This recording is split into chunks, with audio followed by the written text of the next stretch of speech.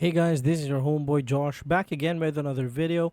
For today, I'm going to be teaching you how to add the echo or the sound echo in Scratch. So basically, they have removed it, but there is a way to bring that back.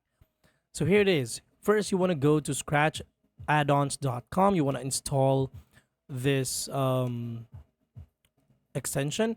And then after which, we're just going to simply go back to Scratch. So let's just wait for it to be added into Brave.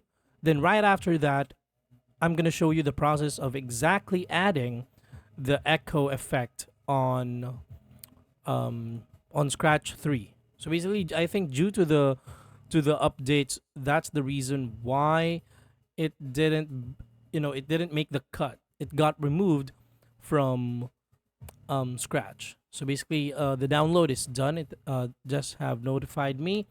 We're gonna be going back here, and then we're gonna be um, refreshing this one. We're gonna click on Scratch add-ons. Let's try searching Echo right here. All right. So in Scratch add-ons, you're gonna see the Echo effect button. All right. So after you see that, you just simply turn it on, and then there you have it. That's how easy it is in acquiring back the echo effect button in Scratch. That's all for today's video. Thank you so much for watching. Please do not forget to subscribe. This is your homeboy Josh of Basic Value. I'm going to be seeing you on the next one. Peace out.